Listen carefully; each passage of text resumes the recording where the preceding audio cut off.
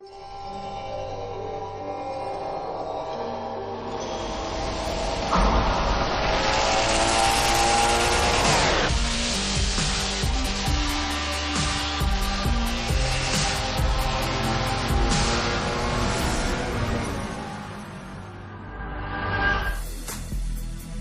Motorsport's always been a series about innovation. We always want to push the racing genre, so we've made huge improvements because we want to get people excited about cars in general. The Alps is the ultimate driving road because it's set in a beautiful location and the ribbon has been hand-tuned over months of testing to make sure that it's just the right balance of speed, challenge, fun, and a wide variety of cars for a wide variety of players. Because we're a virtual game, nobody's going to get hurt. Since we're not concerned about driver safety, we can go to these epic places like the Bernese Alps and build basically the world's best driving roads, and we have total creative freedom. We actually looked at 15, 30 different locales, and the Alps is just the most epic.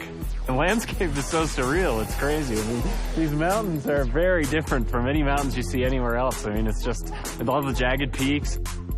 We are on part 1 of a trip that will take us through Switzerland and Italy as the guys from Turn 10 gather source material and basically inspired by the entire trip. What we're going to do is find the most amazing areas we possibly can and photograph them to no end. We took a really long elevator ride after a train ride and a long walk and another train ride. Took a while to get up here, but oh my God, it's worth it. Did you guys see the background and everything? Yeah. So right now we're at the Grindelwald region of Switzerland, and we're taking reference photos. We mount a camera to a tripod on a panorama head. The panorama head enables us to take pictures in different increments and multiple exposures. We stitch them all together and then we get an HDR. An HDR is high dynamic range image. Each frame that we do it at multiple exposures. So when you stitch it all together later, you can slide through all the different exposures. So you can go from a very dark scene with a little pinpoint where the sun is all the way up to a very exposed image. And that way it gives us the full range to play with when we go to make our sky domes later.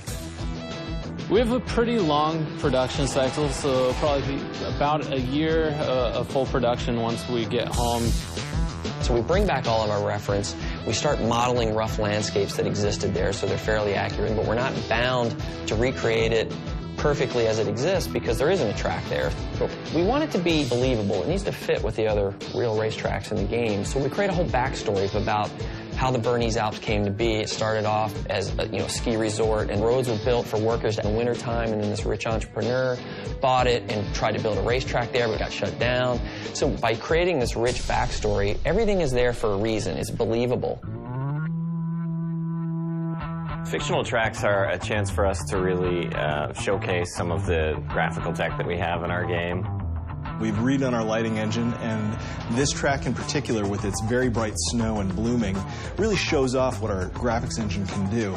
The television can only represent basically one order of magnitude of brightness, from 0 to 255, black to white, whereas the human eye in the real world can see, I think, 7 orders of magnitude of brightness, and in the real world there exists far beyond that. The sun is infinitely brighter than a white piece of paper, but on a television screen they look the same. Well, we found a way to basically reverse engineer that at full HD resolution on the Xbox 360. So what we do is we captured high dynamic range images of the world, and that gets baked back into the lighting and the reflections on the car, which means the sun is order of magnitudes brighter than a white piece of paper and is brighter than gray asphalt, which basically makes the cars look really grounded in the environment.